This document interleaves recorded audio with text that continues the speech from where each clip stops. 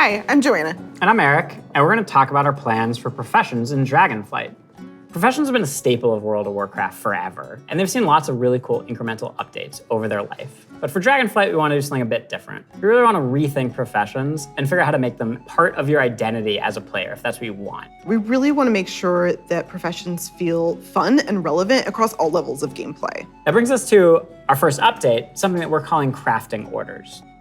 If you want to have something crafted for you, but you don't have the skill or the right profession to do it for yourself, you can have it crafted through a crafting order. You can basically browse any of the recipes that can be crafted, pick the one you want for yourself, and then you include some or all of the reagents needed for the recipe, including ones that only you can get your hands on. You can find someone in person to do it right in front of you for you, or you can also go to an NPC and using an auction house-like interface, send the order out. If you're doing this, you can pick, do you want to send the order to anyone, sort of a public order, or do you want to only send it to your guild, or to a specific other player? Maybe it's a friend who you know will be able to craft the item really well for you. If you are really dedicated to your craft, you're going to be the best at what you do. One of the coolest things about this is the item you had crafted can also be soul-bound. In the past, you could only get your hands on crafted soul-bound items by having that profession yourself. Now anyone can have them crafted for them, which is really neat and really expands the number of items that we can provide that are really powerful because everyone can have them crafted through the crafting order system.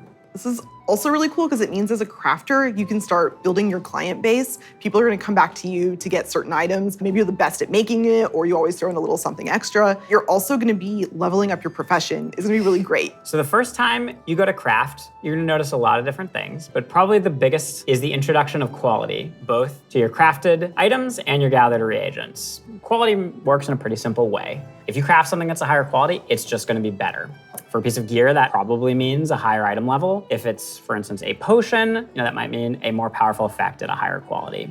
And we're doing a lot of new things in the UI. We've put a lot of work into it to make sure that the professions feel really special and unique. And another thing you might notice in the crafting UI that's new is the introduction of stats specifically to your professions, both crafting and gathering. And this is another sort of major input into quality. Probably the biggest source of your ability to craft items at a higher quality is through crafting specializations. We've had crafting specializations in the past, as far back as original World of Warcraft. With Dragonflight, you can go out and earn specialization points in a whole bunch of different ways. So maybe you find an old book on a bookshelf in a ruin somewhere, or a hermit in a cave who can teach you a little bit about your profession. So let's say you're a blacksmith.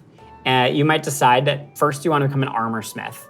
And the more points you spend in armor smithing, the better you're going to get at crafting all armor. This also means that if you specialize one way, other people in your guild may specialize in a completely different path. So this means that your guild could have several top blacksmiths and everybody is providing something unique and valuable to the team, which is really cool. Now that reminds me of another update. We're actually adding crafting tables to all the different crafting professions. We're gonna take those and we're gonna put them all in the main city of Valdrakken. And you're gonna go in there and you're gonna get to see all the different players crafting their items at their cool crafting tables. Yeah, it means you're gonna walk into the city and you're gonna see like all these alchemists huddled over here, and you're gonna see all these blacksmiths over by the forge. There will be other players filling orders or grabbing orders. It's gonna be a whole new crafting area that's gonna make you feel really part of the world. It just seems like a much more lively area than it has in the past. What I'm most excited about though is the gear. We're introducing new types of gear for every profession.